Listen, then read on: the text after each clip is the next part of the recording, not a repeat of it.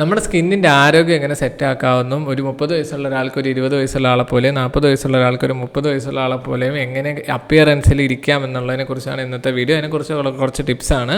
പക്ഷേ ആദ്യമേ പറഞ്ഞോട്ടെ, കറുത്തിരിക്കുക എന്ന് പറയുന്ന ഒരു കുറവോ ഒരു വൈകല്യമോ അല്ല. കറുത്തിരിക്കുക എന്ന് കരുതി വെളുക്കാൻ വേണ്ടി ആരും ട്രൈ ചെയ്യേണ്ട ആവശ്യമില്ല. കാരണം എന്നാന്ന് വെച്ചാൽ ജനറ്റിക്കലി കറുപ്പെന്ന് പറയുന്നത് വെളുപ്പിനേക്കാൾ സുപ്പീരിയർ ആയിട്ടുള്ള ഒരു ട്രീറ്റാണ്. സോ അതുകൊണ്ട് ഈ വീഡിയോ എന്ന് പറയുന്നത് കറുത്ത ആൾക്കാരെ വെളുപ്പിക്കാൻ വേണ്ടിയിട്ടോ ഡാർക്ക് സ്കിൻ ആയിട്ടുള്ള ആൾക്കാർക്ക് ഫെയർ സ്കിൻ ആവാനോ വേണ്ടിയിട്ടുള്ളതല്ല. നമ്മളുടെ ജനറ്റിക്കലി നമുക്കുള്ള നമ്മുടെ സ്കിന്ന് എങ്ങനെ പ്രായം കൂടുന്നതിനനുസരിച്ച് ഏജിങ് ഫാസ്റ്റ് ആവാതെ ഏജിങ് കുറച്ച് സ്ലോ ആക്കി നമുക്ക് കുറച്ചുകൂടെ ചെറുപ്പക്കാരായിട്ട് എങ്ങനെ ഫിസിക്കലി ഇരിക്കുക എന്നുള്ളതിനെ കുറിച്ചുള്ള വീഡിയോ മാത്രമാണ്. സോ ഈ വീഡിയോ നമുക്ക് 3ആയിട്ട് ഡിവൈഡ് ചെയ്യാം. ഒന്ന് ഫുഡ്, രണ്ടാമത്തത് ലൈഫ് സ്റ്റൈൽ, മൂന്നാമത്തത് സപ്ലിമെൻറ്റ്സും മെഡിക്കേഷൻസും. അപ്പോൾ ആദ്യം നമുക്ക് ഫുഡിനെ കുറിച്ച് സംസാരിക്കാം. എന്തൊക്കെയാണ് സ്കിന്നിന് വേണ്ടിയിട്ടുള്ള ഫുഡ്? സ്കിന്നിന് മെയിനായിട്ട് 2 സാധനങ്ങളാണ് ഫുഡിൽ നിന്ന് വേണ്ടത്. ഒന്നെന്ന് പറയുന്നത് ആൻറ്റി ഓക്സിഡൻസും, രണ്ടാമത്തെ എസെൻഷ്യൽ ന്യൂട്രിയൻസും ആണ്. അപ്പോൾ ആദ്യം നമുക്ക് ആൻറ്റി ഓക്സിഡൻസ്, എന്ത് ഫുഡിൽ നിന്നാണ് ആൻറ്റി ഓക്സിഡൻസ് കിട്ടുക? എല്ലാവരും വിചാരിക്കും ഭയങ്കര വിലയുള്ള, ഫോർ എക്സാമ്പിൾ ഇപ്പോൾ ബ്രോക്കോളി കഴിച്ചാൽ അല്ലെങ്കിൽ നട്ട്സ് കഴിച്ചാൽ മാത്രമുള്ള കാശുകാരുടെ ഫുഡിൽ മാത്രമേ സ്കിന്നിന് സപ്പോർട്ട് ചെയ്യാനുള്ള സാധനങ്ങളുള്ളതെന്ന് കരുതും. അങ്ങനെയല്ല. ഗ്രീൻ ലീഫി വെജിറ്റബിൾസ് ഏതാണെങ്കിലും അത് നിങ്ങൾക്ക് കഴിക്കാം. അതിനകത്തെല്ലാം സ്കിന്നിനെ സപ്പോർട്ട് ചെയ്യുന്ന ആൻറ്റി ഓക്സിഡൻസും ബാക്കി സാധനങ്ങളും ഒക്കെ ഉണ്ട്. അതായത് ചീര കഴിക്കാം, അല്ലെങ്കിൽ ഏത് ഗ്രീൻ ലീഫി വെജിറ്റബിളും കഴിക്കാം. അതാണ് ഒന്നാമത്തെ സോഴ്സ്. രണ്ടാമത്തെ സോഴ്സ് എന്ന് പറഞ്ഞാൽ ഫിഷാണ്. ഏത് മീനും കഴിക്കാം, എത്ര വേണേലും കഴിക്കാം. ഫിഷിൻ്റെ ക്വാളിറ്റി മാത്രം പരമാവധി എൻഷുർ ചെയ്യുക. പിന്നെ എന്നോട് സ്പെസിഫിക്കലി ചോദിക്കുകയാണ് ഏതാണ് സ്കിന്നിന് ഏറ്റവും നല്ല ഫുഡെന്ന് ചോദിച്ചാൽ, ഇപ്പം ബ്രോക്കോളി നല്ലൊരു സോഴ്സാണ്, കോളിഫ്ലവർ നല്ലൊരു സോഴ്സാണ്, ക്യാബേജ് നല്ല സോഴ്സാണ്. പക്ഷേ ക്യാബേജും കോളിഫ്ലവറും കഴിക്കുമ്പോൾ ലിമിറ്റഡ് ആയിട്ട് കഴിക്കുക. ഒരുപാട് വാരിക്കോരി കഴിക്കരുത്. കാരണം തൈറോയിഡിനുള്ള റിസ്ക് കൂടുന്നത് കൊണ്ട് അതൊന്ന് ശ്രദ്ധിച്ച് കഴിക്കുക. പിന്നെ നട്ട്സ് ഭയങ്കര നല്ലൊരു ഓപ്ഷനാണ്.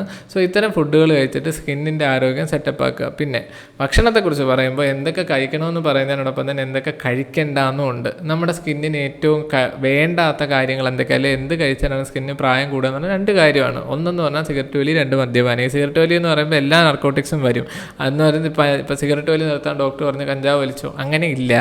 സിഗരറ്റ് വലിയും മദ്യപാനവും സ്കിന്നിനെന്നല്ല നമ്മുടെ ശരീരത്തിന് മൊത്തത്തിൽ പ്രശ്നമാണ്. സോ അതുകൊണ്ട് ഈ സിഗരറ്റ് വലിയും മദ്യപാനവും പൂർണ്ണമായിട്ട് ഒഴിവാക്കുക. ഇത് രണ്ടും നമ്മുടെ ശരീരത്തിൻ്റെ ഏജിങ് കൂട്ടുന്ന കാര്യമാണ്.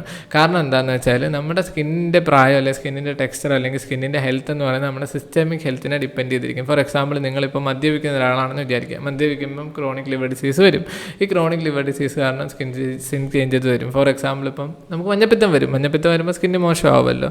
സോ അതുകൊണ്ട് മദ്യപാനം അങ്ങനെ അഫക്റ്റ് ചെയ്യാം. പിന്നെ സിഗരറ്റിൻ്റെ കാര്യം പറയേ വേണ്ട. ഒരാൾ സിഗരറ്റ് വലിയനാണോ നമ്മൾ അറിയുന്നത് തന്നെ അയാളുടെ സ്കിന്ന് നോക്കിയിട്ടാണ്. കാരണം നിക്കോട്ടിൻ സ്റ്റെയിനിങ് വരുമല്ലോ. സോ അതുകൊണ്ട് സിഗരറ്റ് വലിയും മദ്യപാനവും പൂർണ്ണമായിട്ട് ഒഴിവാക്കിയേക്കുക.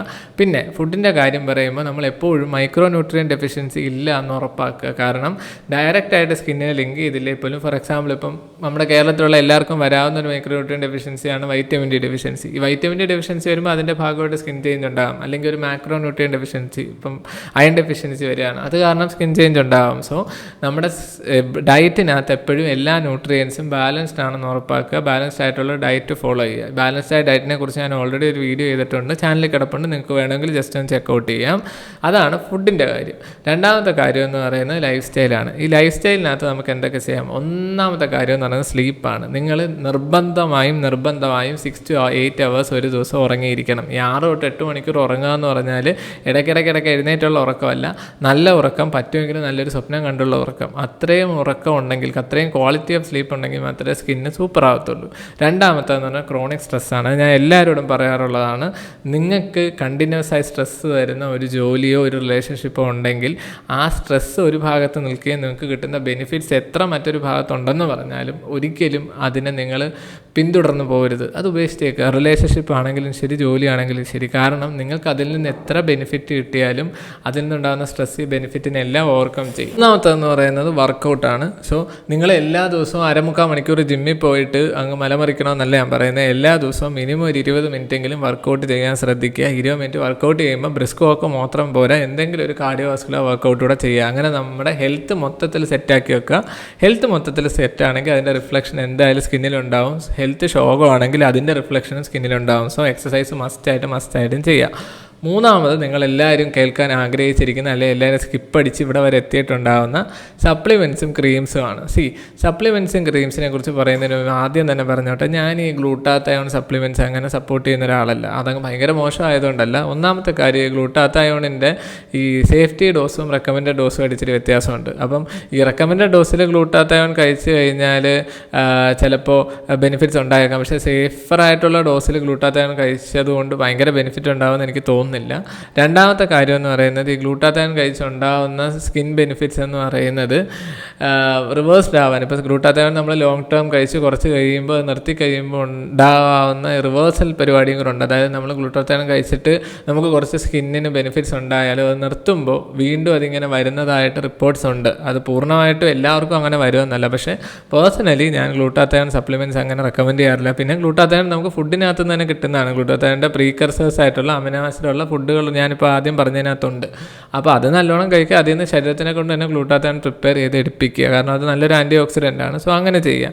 പിന്നെ അടുത്തത് ക്രീംസാണ്. അല്ലെങ്കിൽ ഏതൊക്കെ നമുക്ക് എക്സ്റ്റേണലി യൂസ് ചെയ്യാവുന്ന ക്രീമുകൾ സ്കിന്നിൻ്റെ ഹെൽത്തിന് വേണ്ടി വേണം. ഇപ്പോൾ ഞാനൊരു ഡെർമറ്റോളജിസ്റ്റ് അല്ല, എന്നാലും എൻ്റെ ഒരു ചെറിയ നോളജിൽ ഒരു 35 വയസ്സ് അല്ലെങ്കിൽ 40 വയസ്സ് കഴിഞ്ഞ ഒരാൾക്ക് അയാളുടെ സ്കിന്നിൻ്റെ ഹെൽത്തിന് 2 കാര്യങ്ങൾ മസ്റ്റായിട്ട് യൂസ് ചെയ്യുക. ഒന്നാമത്തേതെന്ന് പറയുന്നത്, നമ്മൾ എന്നും ഒരു മോയ്സ്ചറൈസർ യൂസ് ചെയ്യും. മോയ്സ്ചറൈസർ യൂസ് ചെയ്യുക എന്ന് പറയുമ്പോൾ രാവിലെ മാത്രമല്ല, രാവിലെയും രാത്രിയും മോയ്സ്ചറൈസർ യൂസ് ചെയ്യുക. രാത്രി മോയ്സ്ചറൈസർ ഇട്ടുകൊണ്ട് കിടന്നുറങ്ങുക. കാരണം നമ്മുടെ ഓവർനൈറ്റ് സ്ലീപ്പിൽ ഈ മോയ്സ്ചറൈസർ സ്കിന്നിൽ കിടന്നാൽ സ്കിന്നിന് നല്ല ഹൈഡ്രേഷൻ കിട്ടും. അതിനുവേണ്ടിയാണ് രാത്രിയും കൂടെ മോയ്സ്ചറൈസർ യൂസ് ചെയ്യാൻ പറഞ്ഞത്. ഏത് മോയ്സ്ചറൈസറും യൂസ് ചെയ്യാൻ അത്യാവശ്യം നല്ലൊരു കമ്പനിയുടെ വാങ്ങിക്കാമെന്ന് മാത്രമേ ഉള്ളൂ. പിന്നെ ഒരേ മോയ്സ്ചറൈസർ തന്നെ കണ്ടിന്യൂസ് യൂസ് ചെയ്യുക. ഇപ്പോൾ എന്നോട് ചോദിച്ചാൽ ഞാൻ പേഴ്സണലി യൂസ് ചെയ്യുന്ന 1-2 മോയ്സ്ചറൈസറിൻ്റെ ലിങ്ക് വേണമെങ്കിൽ ഞാൻ താഴെ ഡിസ്ക്രിപ്ഷനിൽ കൊടുത്തേക്കാം. രണ്ടാമത്തെ സൺസ്ക്രീനാണ്. സൺസ്ക്രീൻ യൂസ് ചെയ്യുമ്പോൾ 2 കാര്യങ്ങൾ നിങ്ങൾ നിർബന്ധമായും ശ്രദ്ധിക്കണം. ഒന്നാമത്തെ, SPF 30 അതിന് മുകളിലോ ഉള്ള സൺസ്ക്രീൻ മാത്രം ഉപയോഗിക്കുക. 2, എക്സസീവായിട്ട് സൺസ്ക്രീൻ ഉപയോഗിക്കാതിരിക്കുക. കാരണം നിങ്ങൾ സൺസ്ക്രീൻ ശരീരം മൊത്തം വാരി പൂശി എപ്പോഴും വെളിയിലിറങ്ങി നടന്നു കഴിഞ്ഞാൽ നിങ്ങൾക്ക് UVB ലൈറ്റിൻ്റെ എക്സ്പോഷർ കിട്ടില്ല. അങ്ങനെ തന്നെ നിങ്ങൾക്ക് വൈറ്റമിൻ ഡി ഡെഫിഷ്യൻസി വരും. സോ അതുകൊണ്ട് ഇപ്പോൾ രാവിലെയൊക്കെ നിങ്ങൾ വെളിയിൽ പോകുമ്പോൾ, ഫോർ എക്സാമ്പിൾ ഒരു 9-നും 11-നും ഇടയ്ക്കൊക്കെ വെളിയിൽ പോകുകയാണെങ്കിൽ മുഖത്ത് മാത്രം സൺസ്ക്രീൻ ഇട്ടാൽ മതി. ബാക്കി ശരീരം എക്സ്പോസ്ഡ് ആയിട്ട് വെക്കുക. സോ അതിൽ നമുക്ക് വൈറ്റമിൻ ഡി കിട്ടും. പിന്നെ നല്ല വെയിലുള്ള സമയത്ത് പുറത്തിറങ്ങുമ്പോൾ മാത്രം ബാക്കിയുള്ള ശരീരഭാഗങ്ങളിലും ഈ സൺസ്ക്രീൻ യൂസ് ചെയ്തിട്ട് ഇറങ്ങുക. സോ അങ്ങനെ ഈ ഒരു ബാലൻസ് മെയിൻറ്റെയിൻ ചെയ്യുക. അതായത് കുറച്ച് എക്സ്പോഷറും കിട്ടണം, അങ്ങനെ വൈറ്റമിൻ ഡിയും കിട്ടണം. എന്നാൽ നമുക്ക് അത്യാവശ്യം സന്ദർഭങ്ങളിൽ ഈ സൺസ്ക്രീൻ യൂസ് ചെയ്യാൻ വേണം. അങ്ങനെ ഒരു ബാലൻസിൽ സൺസ്ക്രീൻ യൂസ് ചെയ്തിട്ട് പോവുക. പിന്നെ അടുത്തത് സപ്ലിമെൻറ്റ്സ് ആണ്. ഏതൊക്കെ സപ്ലിമെൻ്റ് ആണ് നമ്മുടെ സ്കിന്നിൻ്റെ ഹെൽത്തിന് വേണ്ടതെന്ന് എന്നോട് ചോദിച്ചു കഴിഞ്ഞാൽ, ഇപ്പോൾ ഒരു 40 വയസ്സ് കഴിഞ്ഞ പ്രത്യേകിച്ച് സ്ത്രീകൾ, പുരുഷന്മാർക്കും ഉണ്ടെന്നാലും സ്ത്രീകളോട് പറയുകയാണെങ്കിൽ കാൽസ്യം വൈറ്റമിൻ D3 നിങ്ങൾ സ്ഥിരമായിട്ട് ഉപയോഗിക്കുക. അത് ജനറൽ ഹെൽത്തിനും നല്ലതാണ്, സ്കിന്നിനും നല്ലതാണ്, മുടിക്കും നല്ലതാണ്. സോ കാൽസ്യം വൈറ്റമിൻ D3 മസ്റ്റായിട്ട് യൂസ് ചെയ്യുക. പിന്നെ പുരുഷന്മാർക്കും സ്ത്രീകൾക്കും വൈറ്റമിൻ ഇ ഭയങ്കര നല്ലൊരു സപ്ലിമെൻ്റ് ആയിരിക്കും നമ്മുടെ സ്കിന്നിൻ്റെ ഹെൽത്ത് സെറ്റാക്കാൻ വേണ്ടി.